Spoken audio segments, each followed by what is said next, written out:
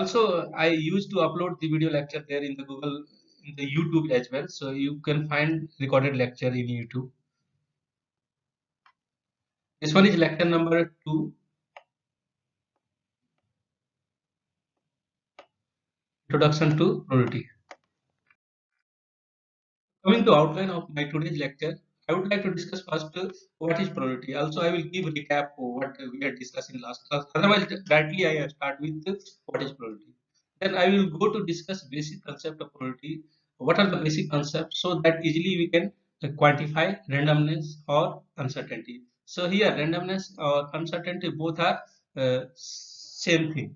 And I had already told that if you are going for deterministic kind of modeling, your system would be brittle kind of things.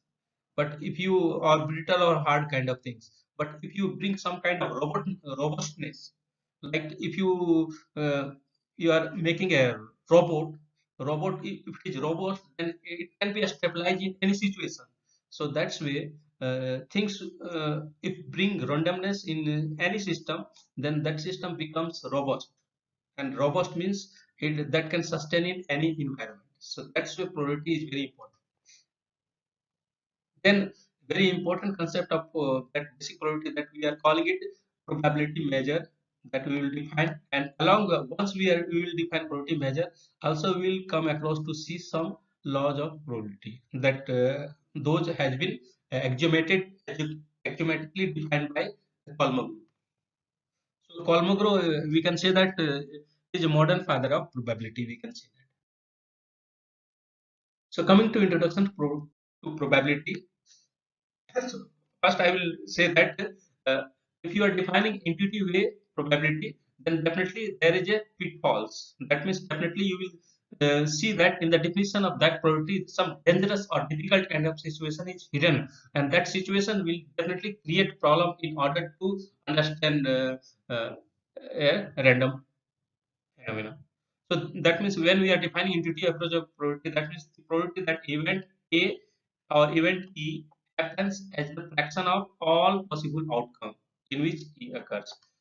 So mathematically, we can define probability of an event intuitive way. This one is intuitive definition. So we are saying that if we are having an event A, then probability of E we are calling it total number of outcomes where E occurs divided by total number of all possible outcomes. So this one is a very vague definition. So you want to proceed in this definition. We are just saying that this one is very vague definition, or it is just a starting definition. You can say that in layman way, from common sense, you can define like this way. It is just a common sense definition. It will work when your number of trial is very high. That means n, when we are calling it n is very high, very high. That will very greater than 1. So in that situation, we can say that this will work very well. Why? Because of law of large number or central limit theorem will also come into picture. Law of large number, it is very applicable kind of things. So there, when n is very high, then we can say that this definition is feasible. Otherwise, you will face problem. So one example I have taken from one book. Suppose that we flip two coins. Okay, then question would here, what is the probability that we obtain one head and one tail? Then in order to quantify this probability, or in order to find solution of this one, there are two different approaches. So first approach is in solution one. We later I will call it this solution approach is very close to Kolmogorov approach of defining probability. So here what we do, we are defining a sample space. That means we are collecting all possible outcomes. So these are the all possible outcomes in together. They are forming a set that we are calling it sample space. So this one is the sample space. In this sample space, the outcome where we have one heads and one tail, those are HT and TS. That means we observe in event there are two outcomes. So using that definition, this very simple kind of definition, we can calculate that the probability of one head and one tail is 2 by 4. Right, there is no issue. So it is a very systematic approach that we have defined sample space, we have defined event, and then we are defining quantifying probability. So this approach is very near to modern understanding of probability. But there is one more approach to define this probability. So that approach we are calling it D'Alembert. He is a very famous physicist. So he defined it in a different way. He considered that the possible outcomes are like this way: two heads, one head and one tail, and two tails. So he considered like that D'Alembert didn't go in axiomatic approach. That means D'Alembert that he didn't consider sample space approach. So in that process, what he come across that probability of this outcome has one head and one tail, and the probability of one head and one tail is 1 by 3, simply 1 by 3. That means he considered that there are only three type of outcomes. First outcome is two heads, second outcome is one heads and one tail, and third outcome is two tails. So from there he tried to quantify things using the same definition. Okay, so he came across the probability of getting that one head and tail is 1 by 3. So he put this probability totally wrong. Both came from the same definition, but the first solution is very close to Kolmogorov approach, but second definition is also coming from the definition, but it is wrong because we haven't introduced the concept of sample space in the second approach. So that's where always this common sense definition or entity definition is not working well. So this approach, this one is a very famous question. You can look into that. There are many other question as well. I haven't. I will give those questions there in either in a tutorial or in assignment, something like that. Very interesting question where you can easily see the difference between axiomatic definition of probability and the entity definition of probability. So always through those example, things would be very much clear. So now coming to basic principle of probability, it is something more than common sense. That is something more than entity. If you want to properly formulate the probability in mathematics, then always it means that you need to know something more than common sense. Then that's why probability is very much interesting in sense that you apply also axiomatic approach. It may look something abstract, but don't worry. If you that those axiomatic point would be three, two, three in number, not more than that. So always, but one more thing, there is a guarantee that you will get a proper solution of a given problem. So that's where that common sense plus, simply call it when you are introducing probability, it is common sense plus axiomatic approach. That is giving a very proper mathematical formulation of probability. And the success of Kolmogorov theory is due to the fact that it genuinely capture real world problem or real world observation about randomness. Once we are comfortable with the basic framework of probability, so once I will introduce basic framework of probability, once we will have an idea of basic concept of probability, we will start developing increasing sophisticated model of random phenomena. Very simple kind of random phenomena we will introduce in the first module. And finally, we pay attention particularly to model of random process where randomness develop over time. So we will try to study some random model or model having some randomness that evolve with respect to time, like a stock market, like evolution of population. When there is a concept of evolution, so always that proceed with time, that develop over time. So such if you try to measure randomness over a time, then to measure such kind of thing, we have to introduce random process. So last module of this course is random process. So very simple kind of random process. First, I will start. I told that if you visit any supermarket or any shopping mall kind of things, always you observe random process there. That arrival of customer, departure of customer, all those are very simple kind of Bernoulli process and Poisson process kind of things.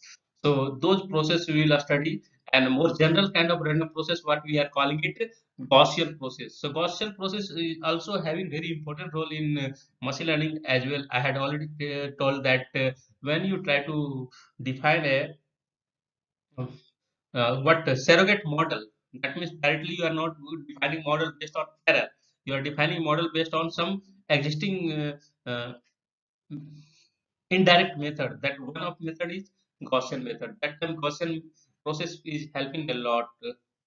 Okay, so the here when we are talking about random process that evolve over time, the notion of time is intimately related with randomness. One can figure out that that the random process that as we are typically cannot predict what will happen in the future, but the past is not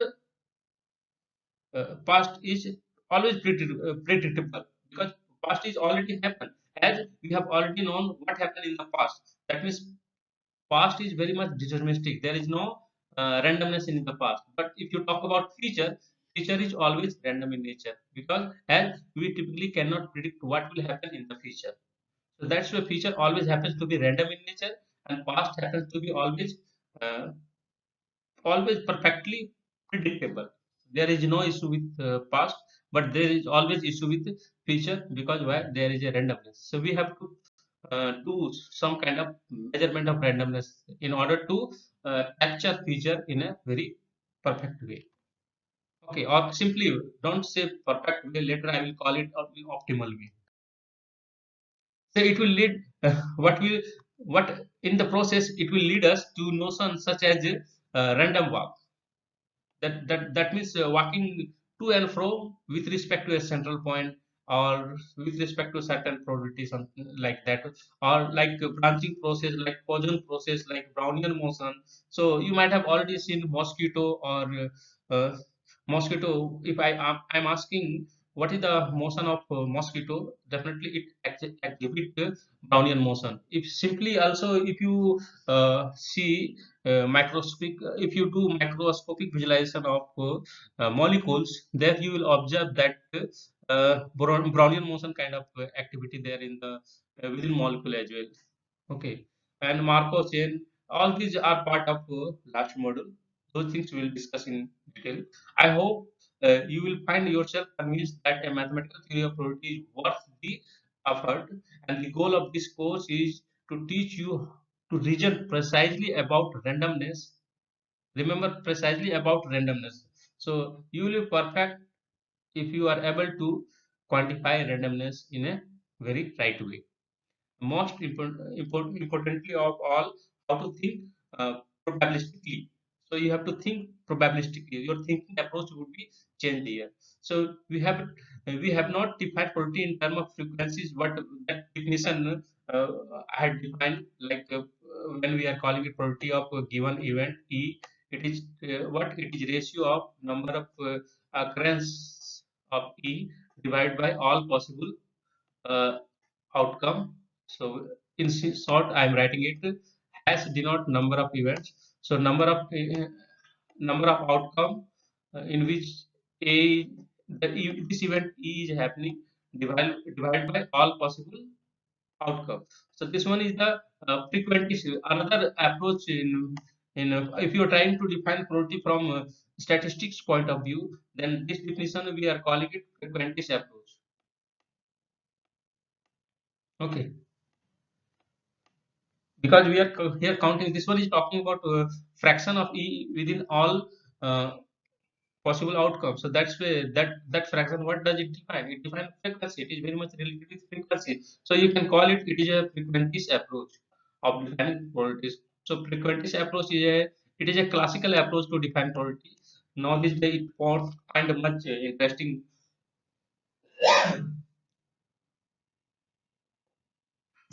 application.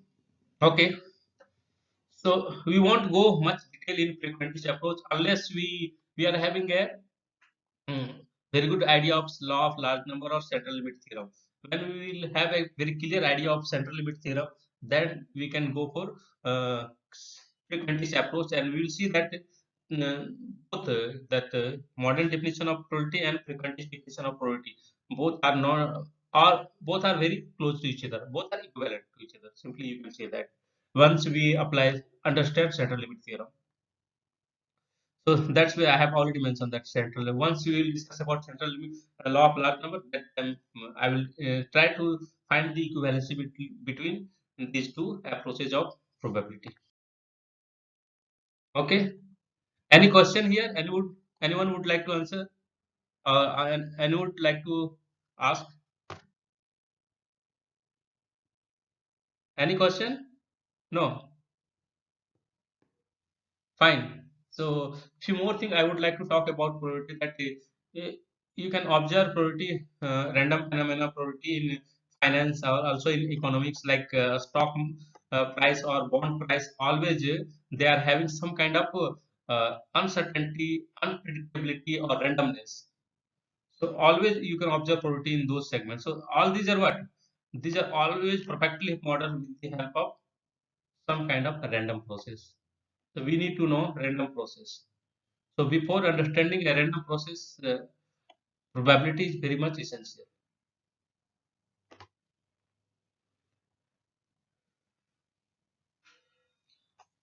Okay.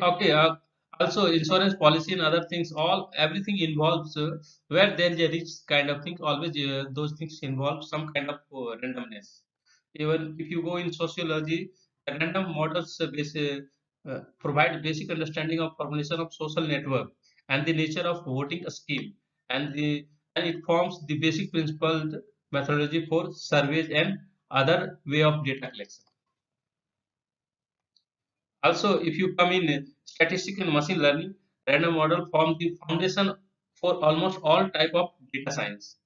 So there is already one new program in our institute, data science. So data science, if you someone asks what is the backbone of data science, simply probability and statistics both are backbone of data science. Someone is willing to get a very good career in data science, both probability and data statistics are very much essential apart from mathematics. So you have to be very good in that. There are many things I would like to skip. These are coming. Now, I'm coming to discuss about basic principles of probability that would help to understand probability in a deeper sense. What are those basic principles? So, first, I would like to discuss about random experiment and sample space. What is a random experiment? So, what kind of experiment we can call random experiment? Anyone would like to answer? What is meaning of random experiment?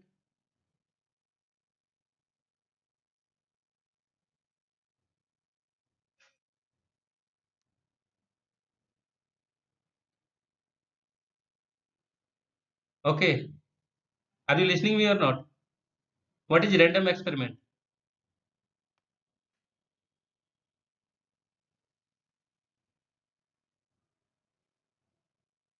Okay, Satvik, you try to answer. What is random experiment?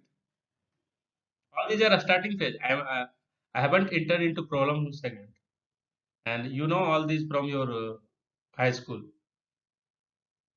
Okay, P. Satvik, would you like to answer? What is random experiment? Are you listening me or not?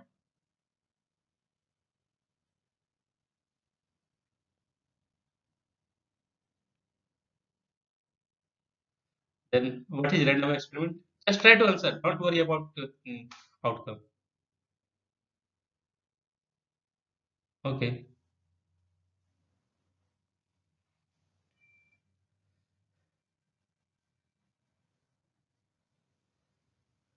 it is a trial.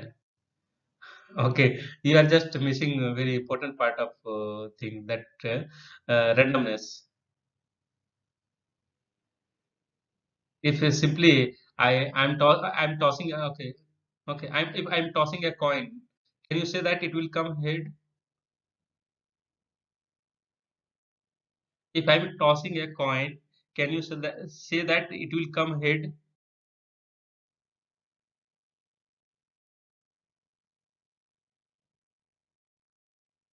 No.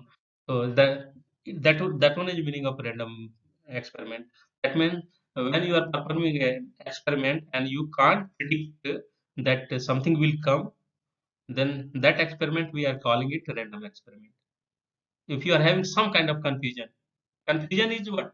Confusion is your uncertainty. That we are calling it uncertainty, or that we are calling it randomness. So an experiment where we can't predict outcome, that experiment we are calling it random experiment. That means we can predict outcome with some kind of with certain amount of randomness or certain amount of uh, uncertainty. Then such kind of random process or such kind of experiment we are calling it random experiment. All these are very simple definition. Don't worry about that. Nice attempt. Okay, always go for practical things. So here I am defining it further. So a random experiment, it is an experiment whose outcome cannot be predicted before the experiment is performed. So this is the actual definition of a random experiment.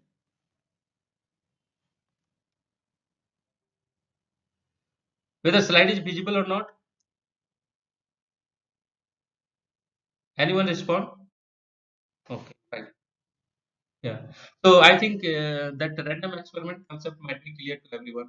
So that simply I would like to say that an experiment whose outcome cannot be predicted before the experiment is performed.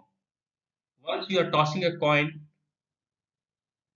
and the tossing phenomena is not completed before completion of that tossing phenomena, you can't predict the outcome. So that's where tossing a coin is a random experiment. Once that coin will land on the surface, and things would be very much clear to you that whether you got head or tail, it would be clear.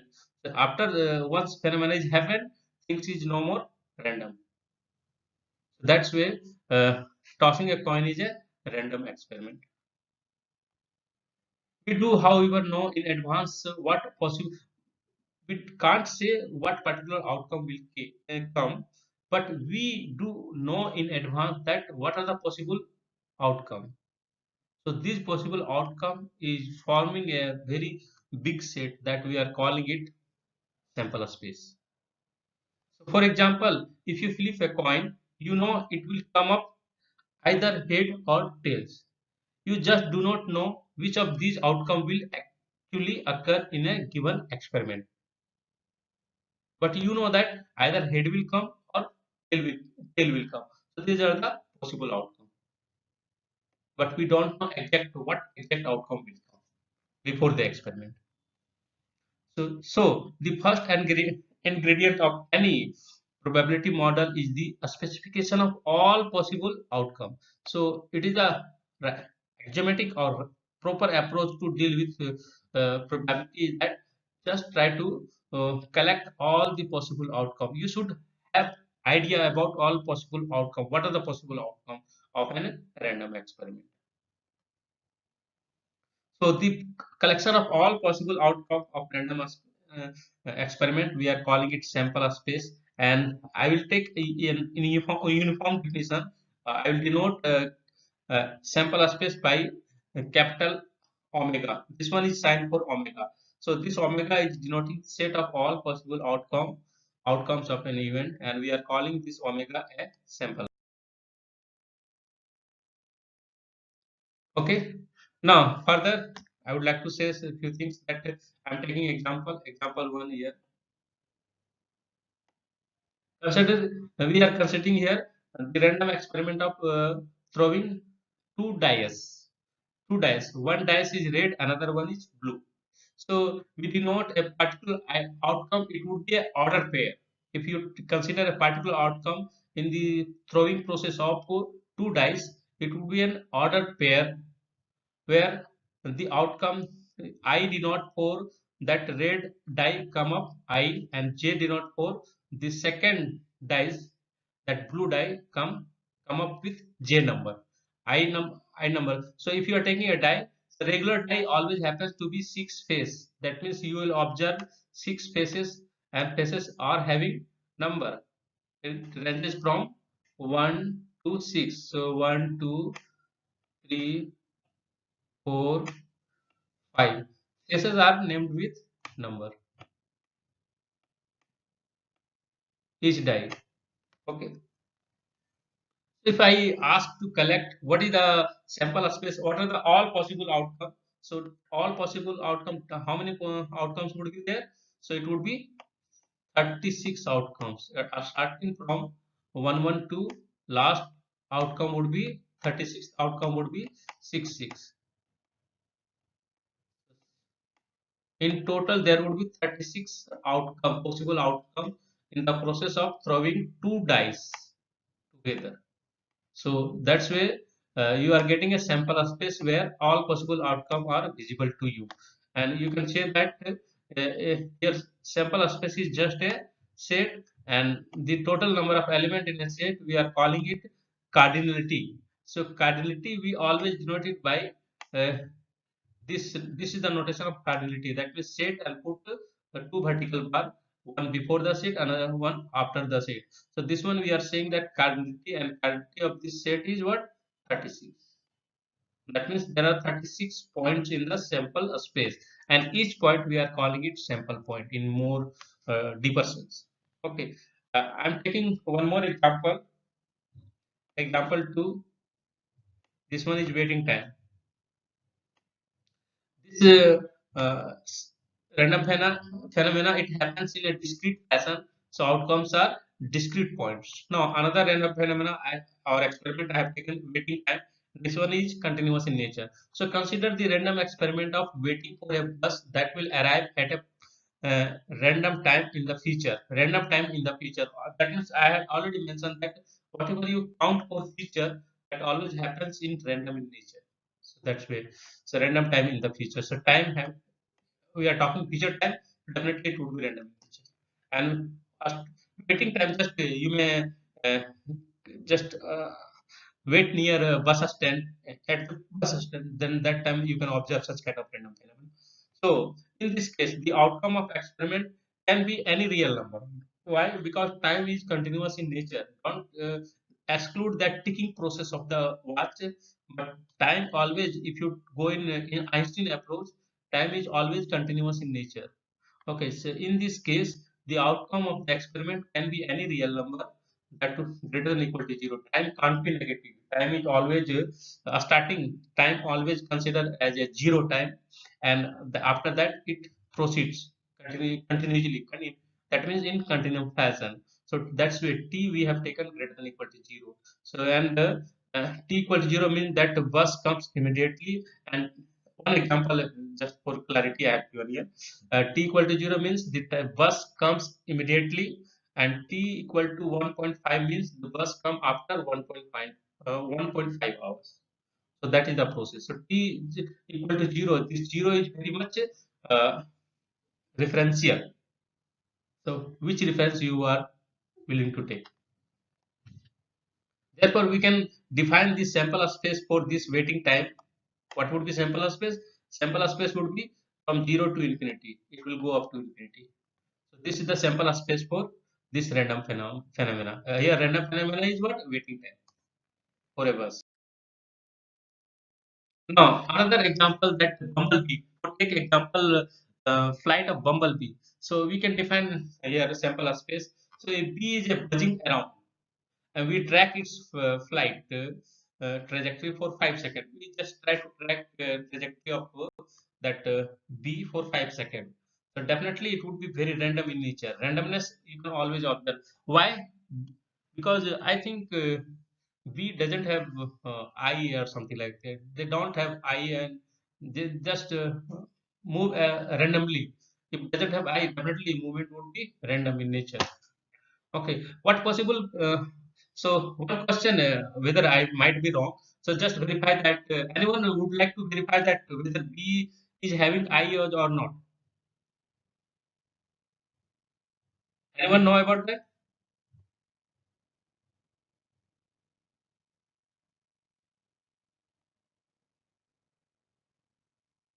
It is a very practical question. Right now I don't know. I would like to say. Okay, Dilip, would you like to answer?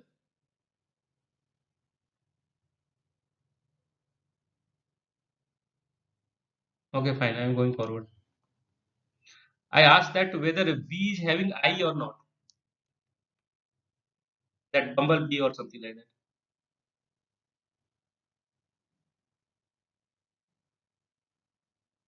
If you know, it's okay. Otherwise, if you don't know, that one is also fine. Some biology student can answer it instantly. Okay. Okay, fine. I think B is not having any eye. So that's why that movement of B is always random in nature. So a bee is buzzing around and we track its flight trajectory for 5 seconds. What possible outcomes are there in such a random experiment? So definitely we will get a very zigzag path or random path. That path we are calling it definitely it would be a some kind of random experiment or random phenomenon. So random simply we can say that it is a random trajectory. So a flight part of this P might look like something this kind of things. So it is a very zigzag kind of path. So you can observe that it is not a smooth kind of things. It is a very zigzag path. It is not. I should not say a smooth. A zigzag path also can be a smooth. It is not deterministic in fashion. It is very zigzag, random in nature. So this is the one sample path. We are calling it. It is one sample path of bumblebee. Apart from that, we can get multiple sample path for a bumblebee. So as we have not yet discovered the secret of teleportation, their flight path cannot have any jump. So the sample space for this experiment can be chosen as a collection of continuous function like this way. So sample space for this flight of bumblebee, you can say that it is collection of all continuous path, or simply you can say that function, continuous function defined from interval 0 to 5 to R3. So that bumblebee is moving in a space. So definitely that orientation would be 3D. So that's why it is one kind of simply we can say that it is a collection of path from F. So this F from I to R3. I happens to be a time interval. So it is always continuous in nature. So it is collection of continuous function. This sample path. All these are collection of continuous function. And this sample space omega, capital omega, this one is capital omega, and this omega, this one is the small omega. So all these are Greek letter. You might be compatible with all these notation.